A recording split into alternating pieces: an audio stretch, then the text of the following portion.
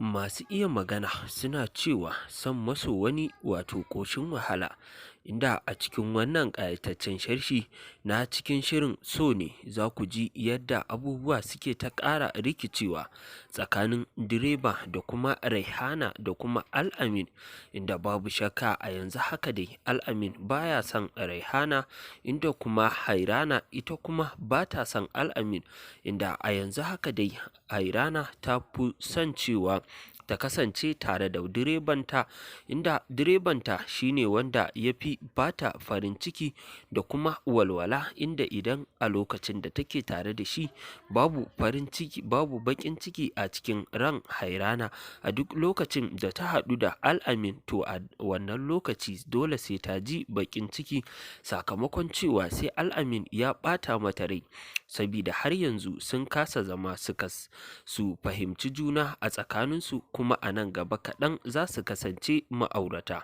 To masu sauraro, kafin mu shiga sharshinmu kai tsaye na cikin wannan shirin so ne, muna roƙonka idan ya kasance har yau shine zuwanka wannan channel ɗin tamu ta farko, da ka daure ka danna mana subscribe, kana ka daure ka danna mana alamar ƙararrawa, domin ta haka ne za ka rinka samun shirye-shiryen cikin so ne a cikin wannan ƙayatacciyar tasha ta DM Hausa 24, inda a cikin DM Hausa 24 za ka rinka jin sharshin da muke kawo muku na cikin shirin so ne, inda a yanzu haka wannan so ne shahararren shiri ne wanda ya fara zuwa nan gaba kaɗan, ya fara zuwa a cikin wannan ƙayatacciyar tasha.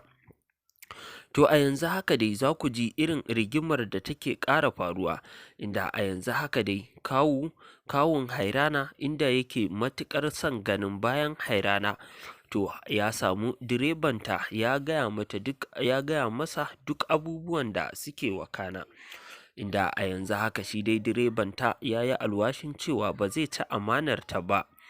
To amma dai katsam Hairana kuma ta shiga wani ƙalubale na kala-kala, irin kowanne so yake ya farauci rayuwarta.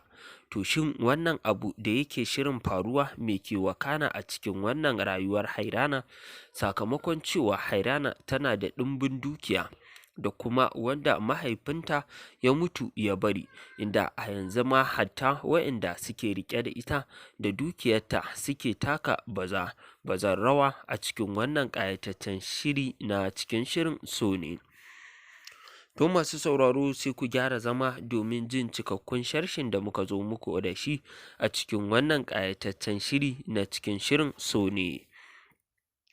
To idan masu sauraro, idan ba ku manta ba, ko kuma dai in ce idan masu kallo ba su manta ba,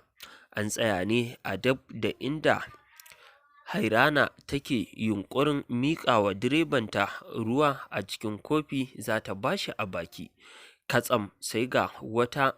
abokiyar zaman tata, ko kuma in ce ƙanwata, wato 'yar kawun nata, wanda 'yar kawunta kuma ita kuma Al'amin take so, domin ta ga sun kasance tare. To mai sauraro, babu shakka a haka muka kawo muku ƙarshen wannan sharshi na cikin shirin so ne a cikin wannan ƙayatacciyar tasha ta DM Hausa 24. Sai ku kasance da wannan tasha ta DM Hausa 24 a cikin wayarku domin samun shirye-shiryenmu na cikin shirin so ne a cikin wannan ƙayatacciyar tasha ta DM Hausa 24. Muna godiya ta musamman ga mutanen wayanda suke mana bibiyar mu a cikin wannan ƙayatacciyar tasha ta DM Hausa